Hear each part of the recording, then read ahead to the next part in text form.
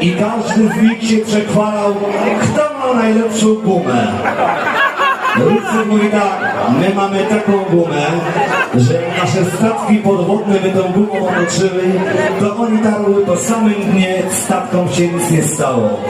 Amerykanie mówią, my mamy taką gumę, że jak my nasze samoloty otoczyli gumą, to ten samolot można było kurwa strzelać i mu nic.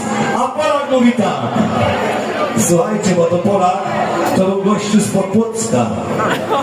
I mówi tak, a my mamy taką gumę, że jak budowlaniec pierdolnął z 10. piętra, to chłop się zabił, a gumiaki całe. Z pozdrowieniami dla Płocka i wszystkich okolic Gabiny. Do Płocka.